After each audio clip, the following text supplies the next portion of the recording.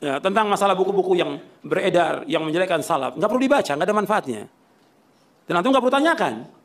Karena tuduhan semua bohong yang dituduhkan oleh mereka. Itu agar pemikiran jemaahnya itu sempit, cakrawala pemikirannya, mempersempit wawasannya agar mudah untuk didoktrin-doktrin.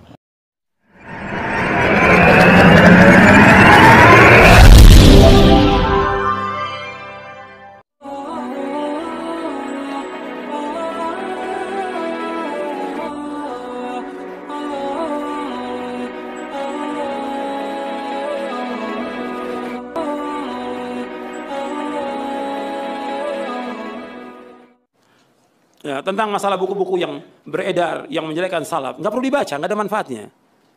Dan antum nggak perlu tanyakan. Karena tuduhan semua bohong yang dituduhkan oleh mereka. Oh ini ajaran Khawarij ini. Ini ajaran Khawarij. Tahapan. Tahapan pertama, pikiran harus sempit. Tidak boleh luas.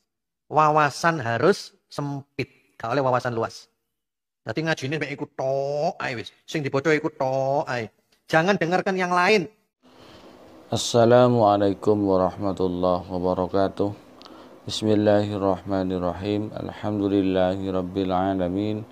Assalatu wassalamu ala asyrafil anbiya'i wal mursalin sayyidina Muhammadin wa ala alihi wa sahbihi ajma'in. Wa qala rabbi shrah li sadri sirli amri wahlul 'uqdatam min lisani yafqahu qawli. Amma ba'du. Para pemirsa TSTV 414 yang dirahmati oleh Allah, alhamdulillah di kesempatan kali ini kita jumpa lagi dalam keadaan sehat walafiat. Mudah-mudahan kita senantiasa mendapatkan lindungan dan rahmat dari Allah, juga mendapatkan taufik dan hidayahnya. Para pemirsa TSTV 414 yang dirahmati oleh Allah, barangkali ada pemirsa yang baru menemukan channel ini, jangan lupa di subscribe dulu, nyalakan tanda loncengnya, tekan tanda like-nya, tanda jempolnya, juga komentari video di kolom komentar di bawah ini. Pemirsa yang dirahmati Allah, tadi kita telah menyaksikan, telah menonton di mana dari Jawas, di mana beliau itu lagi mendoktrin jamaahnya. Ya, melarang jemaahnya untuk melarang membaca buku-buku yang dikarang atau karya dari orang lain, termasuk dari kalangan Aswaja NU, ya. Karena dianggap buku itu tidak bermanfaat, tidak ada gunanya, ya.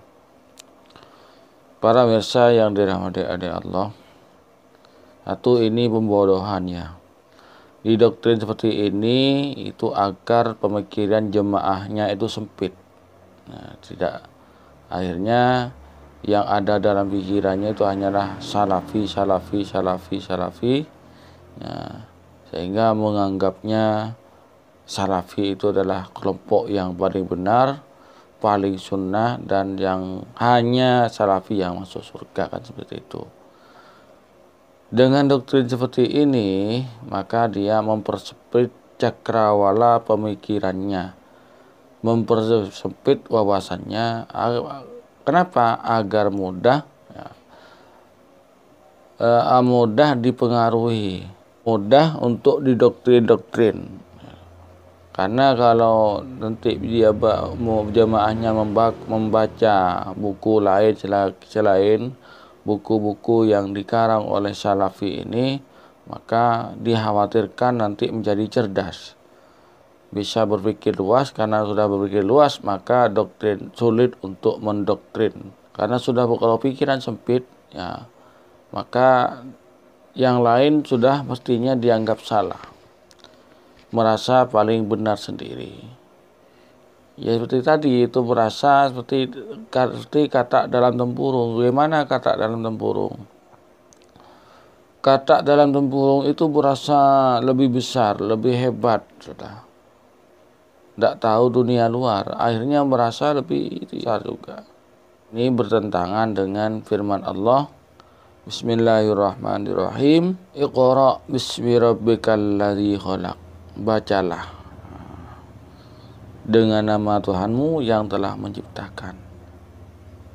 Nanti di sana Allah tidak membatasi. Pokoknya agar wawasan kita luas, maka kita oleh Allah dianjurkan untuk membaca buku-buku, membaca kitab-kitab, kemudian membaca situasi, membaca keadaan untuk sebagai tambahan wawasan. Kemudian dikatakan buku-buku selain Wahabi, buku-buku Salafi itu dikatakan tak ada gunanya. Ini merupakan pembodohan dan kebohongan.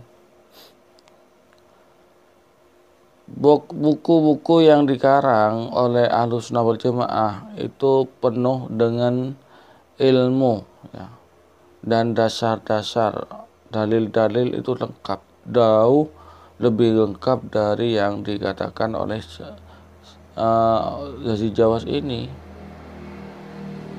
Dikatakan tak bermanfaat, dikira hanya bukunya Salafi yang bermanfaat, ya. Dan kenapa dilarang membaca buku Ahlus Sunnah wal Jamaah? Iya, seperti yang saya katakan tadi, takut dia itu pemikirannya jadi luas, takut jemaahnya cakrawala pikirannya semakin luas sehingga dia tidak mudah untuk didoktrin. Maka ini yang ditakutkan oleh Yazid Jawas. Dan mempersempitlah wawasan ini, mempersempit pemikiran ini adalah salah satu dari cara-cara teroris untuk mendoktrin bawahannya yang beri masuk agar tidak toleh lagi, harus sekiranya mantap ke menjadi teroris. Nah, seperti ISIS, seperti itu. Cakrawala pemikiran dari jamaahnya itu dipersempit. Tidak boleh membaca buku dari luar kelompok kita. Kalau kita kan enggak, ya. Kita kaum Nahdien, Ahlus Sunnah, juga yang lain, Islam yang lainnya selain Wahabi, itu silakan membaca buku apa saja silakan. Ya. Cuman ada batasannya, yaitu apa? Buku-buku dalam kitab-kitab atau ilmu-ilmu yang dilarang, ya. Dalam kitab Ta'limul Muta'allim itu ilmu nujum itu yang dilarang. Kalau itu ilmu di mana dengan ilmu itu dia semakin menjauh dari Allah, tidak percaya kepada takdir. Semisal kalau bulan ini jangan menikah, kenapa? Ada protokolo, nanti bisa celaka. Nah, ini bertentangan dengan takdir. Kalau sudah takdirnya celaka tanpa nikah di bulan itu, maka dia akan celaka. Jadi Jawas ini dengan mengatakan seperti itu, dia sombong, ya, merasa lebih baik daripada orang lain. Ini merupakan perbuatan setan. Kita ingat setan, iblis. Kenapa iblis itu diturunkan, diusir dari surga? Karena iblis ini menolak perintah Allah. Kenapa? Ya. Wa qala lil malaikati isjudu li Adam wasjadu illa iblis aba wastakbara wa kana minal kafirin. Ya. Ketika Allah memerintahkan pada malaikat untuk bersujud kepada Nabi Adam, untuk hormat kepada Nabi Adam, jadal malaikatu, sujudlah malaikat tersebut, illa iblis, kecuali iblis. Iblis itu adalah orang yang putus asa dari rahmat Allah. Aba, tidak mau iblis ini, tidak mau menghormat Nabi Adam. Wastakbara, sombong, merasa lebih baik daripada Nabi Adam. Dia dalam ayat yang lain mengatakan, ana khairum minhu khalaqtani min narin wa khalaqtahu min tin. Saya lebih baik daripada Nabi Adam. Engkau ciptakan aku dari api dan engkau ciptakan dia, Nabi Adam, itu dari tanah.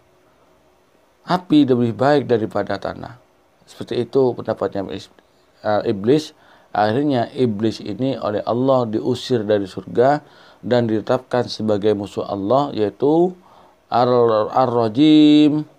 Nah, makanya a'udzubillahi minasyaitonirrajim, ay ar-rajim ay al-mal'un, yang dilaknat, yang dijauhkan oleh Allah, yang dijauhkan dari rahmat Allah. Itulah iblis. Jadi kalau merasa lebih baik dari orang lain, sombong, maka dia akan kena azab dari Allah, akan kena murka dari Allah. Jadi merasa lebih baik daripada orang Islam lainnya, sehingga buku-buku yang lainnya itu dianggap sampah, tidak perlu dibaca karena tidak ada manfaatnya. Nah, para pemirsa TSTV yang dirahmati oleh Allah, ya, kepada juga khususnya kepada saudara-saudara jamaah dari Salafi Wahabi Cudoma, ayo kita sedikit demi sedikit buka cakrawala pemikiran kita. Kita buka buku-buku selain Salafi Wahabi itu. Ya. Betul apa yang dikatakan oleh Ustadz Abdullah Hadrami ini, ya, ini beliau itu mantan Salafi keras itu. 20 tahun katanya beliau itu menjadi Salafi Wahabi ini, keras-kerasan. Akhirnya alhamdulillah beliau bertobat. Dan dibocorkan semua kelakuan Wahabi itu. Jadi ayo kepada saudara-saudara Salafi, kita berpikir cerdas, tinggalkan doktrin-doktrin sesat tersebut.